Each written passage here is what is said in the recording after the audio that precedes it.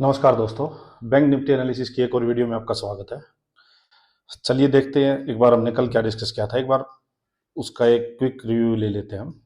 देखिए कल मार्केट ने क्या किया था। मार्केट ने इसको ब्रेक कर दिया था 40,300 जो हमारा प्रीवियस जो डिमांड जोन बना हुआ था उसको ब्रेक कर दिया था। तो हमने क्या डिस्कस किया था कि मार्केट क्या हो, अगर जहाँ क्लोजिंग हुई है वहीं पे मार्केट ओपन होती है तो आपको वेट करना है। अगर मार्केट अपसाइड मुंह दे रही है तो उसमें क्विकली आपको घुस नहीं जाना है। बेस्ट सिनेरियो हमने क्या डिस्कस किया था कि मार्केट यहाँ इसको रिटेस्ट करे, यहाँ पे एंट्री दे। तो देखिए ये एक 8 दिन की रेंज बनी हुई थी, एक बहुत स्ट्रॉन्ग बायर्स का जोन था, उसको इसने ब्रेक किया। अब सेलर्स के होल्ड में मार्केट आ चुकी थी डेली टाइम फ्रेम में। उसके बाद मार्केट को करना क्या था। मार्केट अगर डायरेक्टली इसको ब्रेक करे, हमने कहा था अगर डाउन साइड डायरेक्टली ब्रेक करे तो ट्रेड नहीं घुसना है उसमें, क्योंकि घोड़ा काफ़ी भाग चुका था, ट्रैप होने के फुल चांसेस थे। देखिए हुआ भी वही है कि मार्केट नीचे गई। मार्केट ने अब डेली टाइम फ्रेम में देखोगे तो मार्केट ने बहुत अच्छी रिकवरी दी, नीचे से कम 600 पॉइंट मार्केट अपसाइड आई है। और जो ये 40,300 का जो डिमांड जोन था इसको रिटेस्ट करने आई है। सो अब देखिए एक बार, चलिए मैं आपको 15 मिनट्स में एक बार दिखा देता हूँ कि आज का क्या ट्रेड रहा।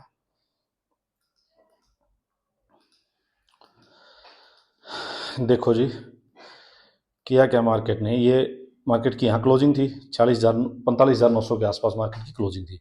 उसके आसपास मार्केट यहाँ ओपन हुई। ओपन होके मार्केट ने क्या किया, देखिए यही टाइम पास। कभी देखिए नीचे, मतलब ये अब देखोगे 9:35 वाली कैंडल पे इसका जो लो लगा है वो 45,760, मतलब 45 जो कल की क्लोजिंग थी उससे करीब करीब, मतलब आप लगाओ कि 150 पॉइंट के करीब मार्केट ने नीचे भी लगाया, लेकिन देखिए सस्टेन नहीं कर रही है। जैसे ही नीचे जा रही है तो बाइंग आ रही थी मार्केट में, यहाँ बाइंग आई, यहाँ पे बाइंग आई।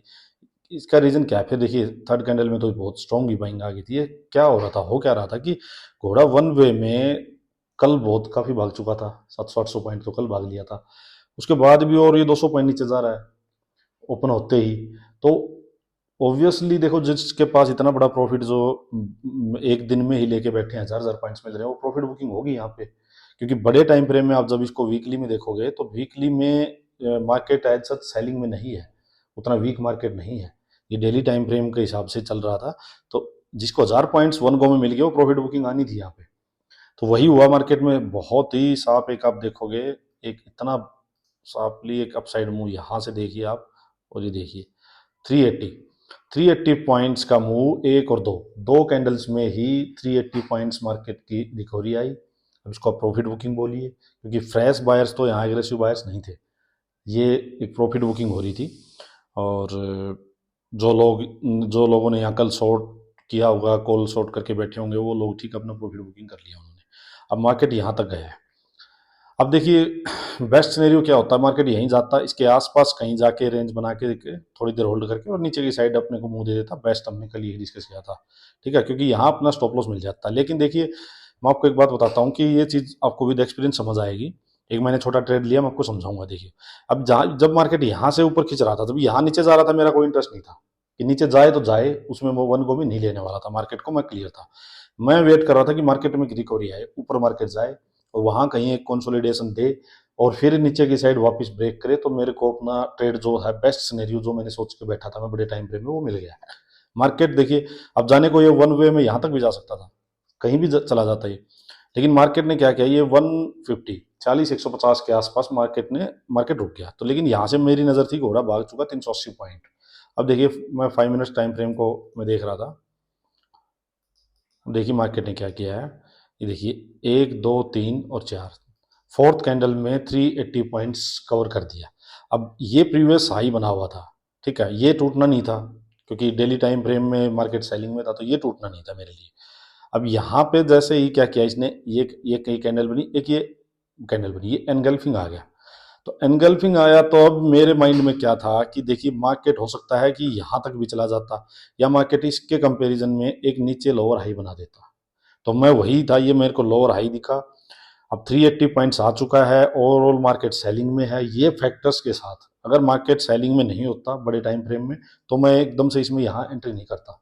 मैंने एंट्री करने का मेरा रीजन क्या रहा कि एक तो मार्केट अपने प्रीवियस किसी भी हाई को निकाल नहीं रहा है, और अगर किसी प्रीवियस हाई के आसपास जाके और नीचे से एक 380 पॉइंट्स का 20 मिनट में मूव आ चुका, उसके बाद अगर मेरे को कोई एनगल्फिंग मिल रही है तो मेरे को ये था कि हाँ, यहाँ पे मैं अपने स्टॉप लॉस लेके क्वांटिटी चाहे मैं कम कर लूँ, बट मैं एक ट्रेड यहाँ लेना चाह रहा था। तो मैंने वही किया। देखिए, ये जब एनगल्फिंग आ गया तो ये एंट्री दिया, तो मैं थोड़ा सा चाह रहा था कि एंट्री और यहाँ मिले, बट जब से मेरे को यहाँ से थोड़ा सा ज़्यादा लगा तो मैंने एंट्री ले ली इसमें, क्योंकि मेरे को ये था कि 380 पॉइंट्स के बाद जब मार्केट फॉल आएगा तो बहुत एग्रेसिव ही फॉल आएगा, ये पक्का था। हुआ भी वही, मार्केट ने देखिए कितना साफ फॉल दिया।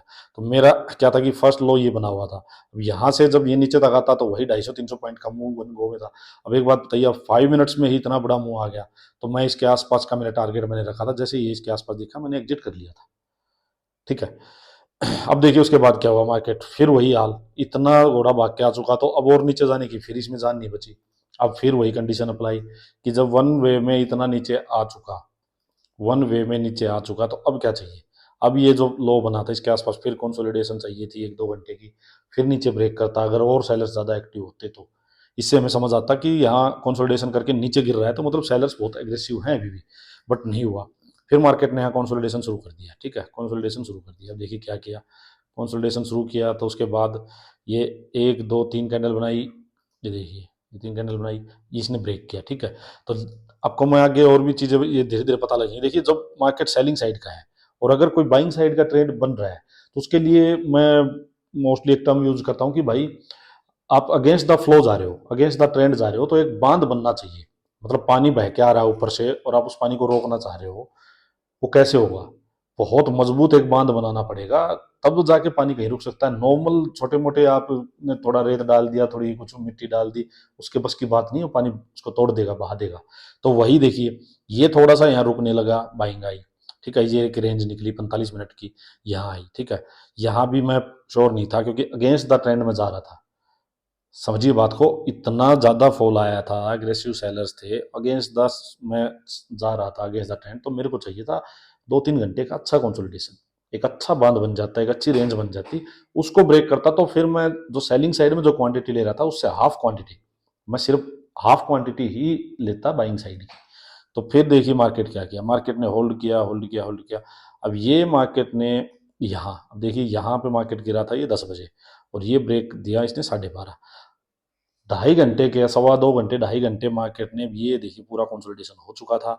जब मार्केट ने इस कंसोलिडेशन को, ये कंसोलिडेशन चल रहा था इसका।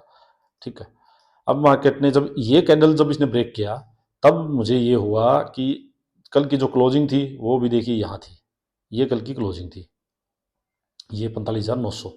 मार्केट ने इस क्लोजिंग के ऊपर दिया, जो ये कंसोलिडेशन हो रहा था इस क्लोजिंग के पास हो रहा था, कल की क्लोजिंग के पास। और वहाँ फिर मार्केट ने 15 मिनट्स में, 5 मिनट में नहीं, 15 मिनट्स में एक ब्रेकआउट दिया। 2-2.5 घंटे की कंसोलिडेशन हुई प्रीवियस डे की क्लोजिंग के पास में, और उसके बाद एक ब्रेकआउट दिया। तब मैं कम क्वांटिटी से, देखिए इस कैंडल ने एंट्री दी, इस कैंडल ने एंट्री दी मेरे को, और मैंने सोचा था कि मैं, मेरा स्टॉप लॉस है वो ज़्यादा नहीं, 30-40 पॉइंट का ही रखूँगा। तो इसने एंट्री दी और फिर फर्स्ट टारगेट था मेरा ये, जहाँ से ये फॉल हुआ था इसके आसपास 40,000, 150 के करीब मैं सोच रहा था कि यहाँ तक का।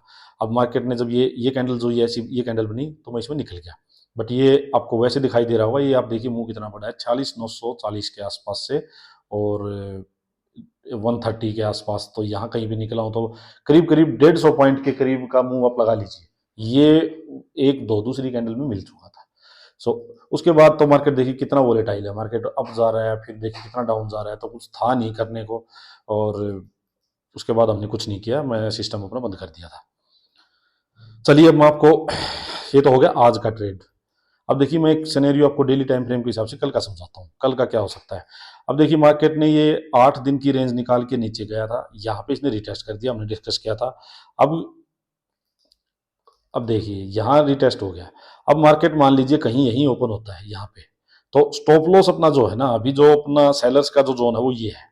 ठीक है, यहाँ बाइंग साइड का ट्रेड ट्रेड नहीं ढूंढने जाएंगे, मैंने कल भी बताई थी आपको कि इसके आसपास कहीं बाइंग साइड का ट्रेड नहीं ढूंढेंगे। बाइंग साइड का ट्रेड अगर किसी बॉटम से, अगर स्पोर्ट के आसपास और वो रेंज बनने के बाद 1-2 घंटे की कंसोलिडेशन हो, घोड़ा रेस्ट कर चुका हो और उसको ब्रेक करे, तो हाफ क्वांटिटी से लेना था बस।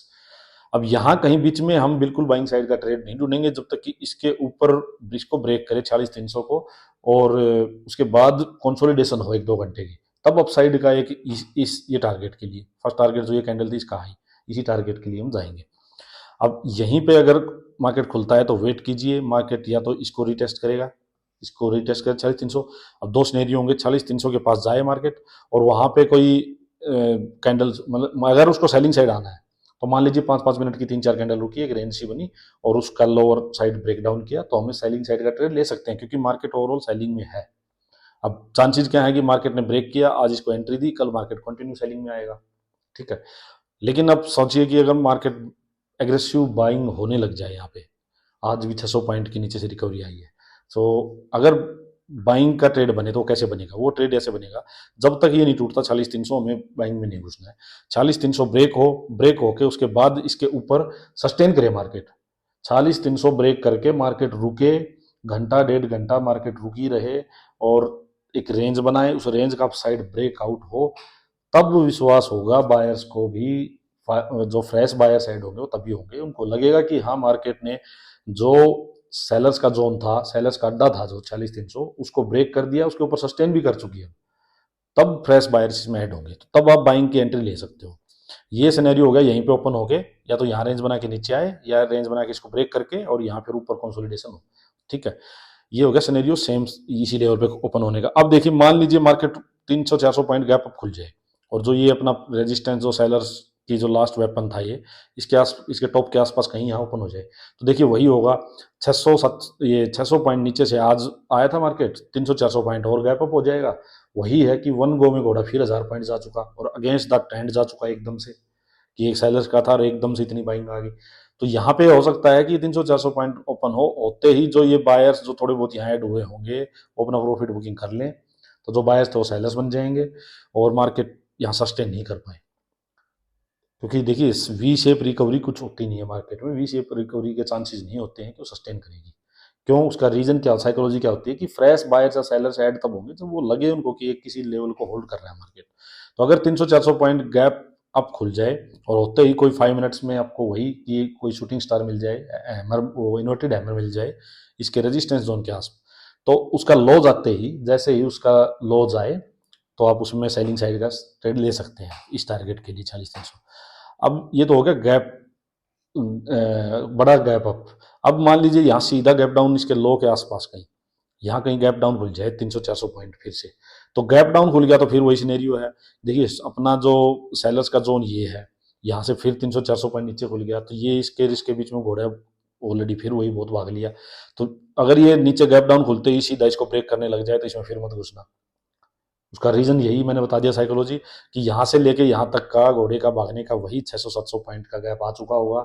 600-700 पॉइंट फोकट में किसी को मिल गए, जो सेलर साइड बैठे थे लोग, आज यहाँ किसी ने शॉर्ट भी किया होगा इसको रेजिस्टेंस मान के, उनको वही है, सुबह उठते ही अगर 600-700 पॉइंट मिल गए तो हो सकता है वो उठते ही अपना प्रॉफिट बुक कर लें, मार्केट फिर ऊपर चला जाएगा बाइंग साइड।